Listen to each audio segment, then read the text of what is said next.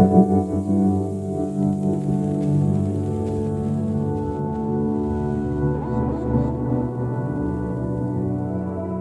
day to you. I am pleased to welcome you today. Recently, many of you have probably come across the concept of microdosing, the practice of using small doses of psychoactive substances, including psilocybin mushrooms and Amanita muscaria. This method has gained popularity due to promises of improving health, curing many diseases, enhancing cognitive abilities and creativity, without inducing intense psychedelic effects. Many of you are probably aware that the trend of using Amanita muscaria was initiated in the 1960s by CIA employee Gordon Wasson, who wrote a book titled Soma, The Divine Mushroom of Immortality, in which he claimed that the Amanita muscaria mushroom species influences spiritual development and consciousness. But was it really about spiritual development and consciousness?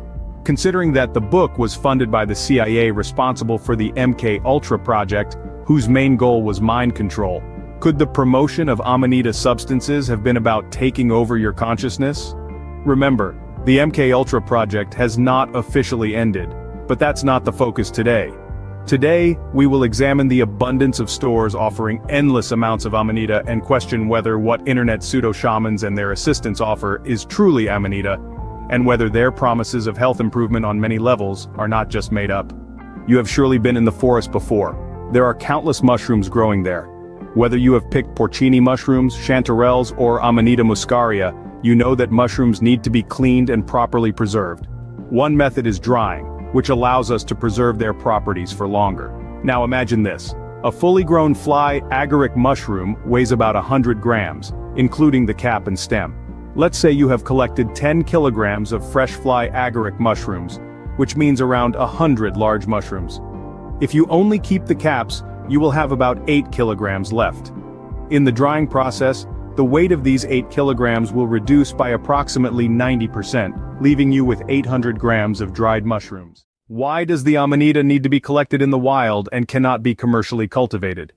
Although the Amanita muscaria grows naturally all over the world, cultivating it at home or in a garden is not possible. Some sellers offer Amanita spores for sale. However, buying them is a waste of money because there is no proven method to grow mushrooms from them. The Amanita has a mycorrhizal, symbiotic relationship with trees. Unlike many other edible or psychoactive mushrooms that can be commercially cultivated or even grown at home using kits, the Amanita muscaria requires specific trees to establish its mycorrhizal network. This makes it nearly impossible to create the complex ecological conditions required to grow your own Amanita, which has a relatively slow growth rate compared to some other cultivated mushrooms. The complex life cycle of the Amanita includes the formation of a mycorrhizal network, which are the white underground roots of the mushroom fruiting bodies, which are the mushroom's above-ground fruiting structures that release spores. Attempting to create these conditions at home or commercially is currently almost impossible and requires a deep understanding of the biology of this species. The nutritional needs of the Amanita muscaria are not fully understood, further complicating its commercial cultivation. The intricate dance between the mushroom and its mycorrhizal tree involves the exchange of nutrients, and attempting to replicate this at home would be exceptionally challenging. In the face of growing interest in microdosing and the use of mushrooms such as Amanita muscaria, it is worth examining the availability of these products on the market. By entering the appropriate query into the Google search engine, one can come across endless amounts of stores offering pseudo-Amanita muscarias. Sellers often claim that the mushrooms are dried at a temperature of 40 degrees Celsius. However, at this temperature, the ratio of ibotenic acid to muscimol remains very unfavorable. Meanwhile, in order to convert the acid into the desired muscimol, the mushroom should be dried at a temperature of 70 to 80 degrees Celsius, which is a proven method for converting the maximum amount of acid into muscimol. Some stores may suggest that they have massive quantities of Amanita capsules in various sizes, as well as ointments, extracts, gummies, and more. Each of these products is available in hundreds of pieces, and often you can add any quantity to your cart without limitations. Adding up the quantities provided by the store as available in stock, during our information gathering, it turned out that each verified store has goods equivalent to a minimum of several dozen tons of fresh Amanita. For illustration, let's consider one example. Let's say we buy a package containing 201-gram capsules, so the total content is 200 grams. To obtain 200 grams of dried mushrooms, we need about 2.5 kilos of fresh, whole Amanita mushrooms. If a merchant states that there are 1,000 pieces of this product in stock, they would have to gather about 2.5 tons of fresh Amanita just for the capsules of the size mentioned in the above example. Most merchants offer different sizes of capsules, mixtures with other substances and other products supposedly containing Amanita. So how is it that every store, of which there are alarmingly many, has access to quantities equivalent to several or even several dozen tons of fresh Amanita each season?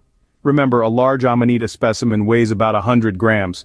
So, 1 ton of fresh Amanita is 10,000 pieces of a large mushroom. There are even stores that promise the possibility of delivering several hundred kilograms of dried mushrooms monthly. Remember that Amanita is only collected during a short period each year, so offering several hundred kilograms every month is illogical. Doesn't this seem suspicious to you? Where does such a huge quantity of mushrooms come from? Are all the products offered truly authentic and from safe sources? Or are we dealing with an attempt to mislead consumers by offering products that do not meet expectations, or are simply logistically impossible? What is so wonderful about the Amanita muscaria mushroom, also known as the fly agaric? This mysterious mushroom contains ingredients that have fascinated people for centuries: ibotenic acid and muscimol. Both are highly toxic. The toxicity comes from their neurotoxic effects, meaning they can have a harmful impact on the nervous system. Consuming ibotenic acid can lead to various symptoms such as nausea and vomiting, dizziness, disorientation, hallucinations, coordination problems, and in extreme cases, it can cause coma or even death. The first of the Amanita muscaria's components, ibotenic acid, is a psychoactive compound that can induce hallucinogenic effects. The second, muscimol, acts as an agonist for GABA receptors in the brain, which can lead to states of relaxation and euphoria.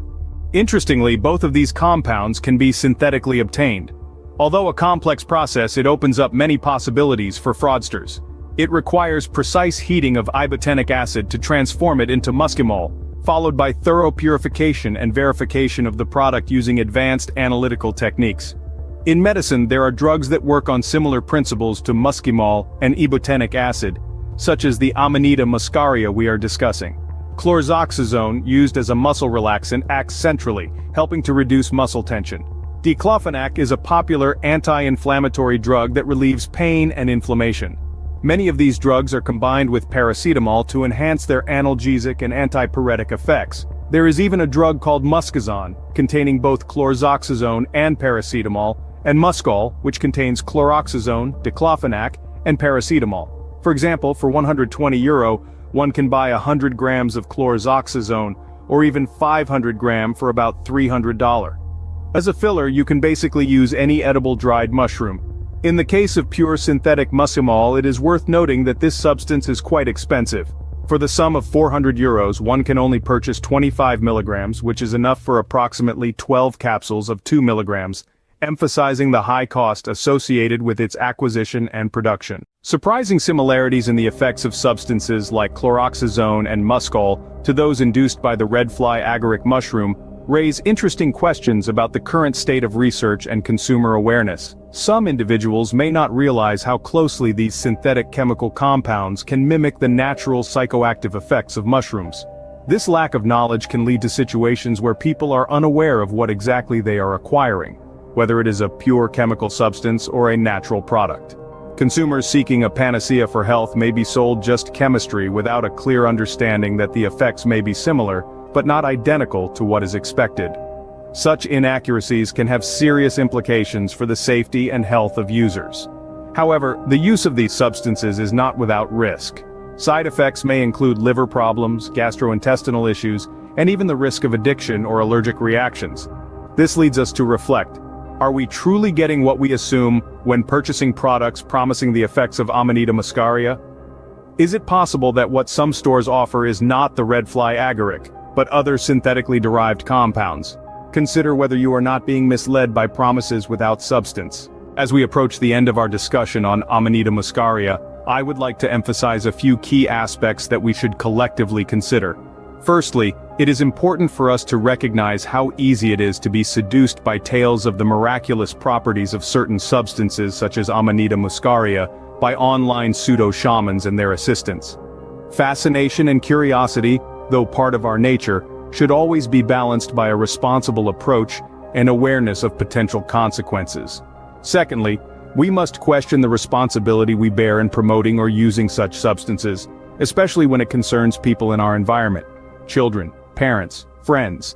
We cannot ignore the facts about negative side effects, such as pain, diarrhea, and other unpleasant reactions that may occur. If you have experienced symptoms like chest pain, dizziness, headaches, or seizures while microdosing Amanita muscaria, these could be warning signs requiring attention, especially since such symptoms are more characteristic of the aforementioned chemical substances than of real Amanita, unless it is poorly dried, as known from few studies on the mushroom's effects on the body's physical condition.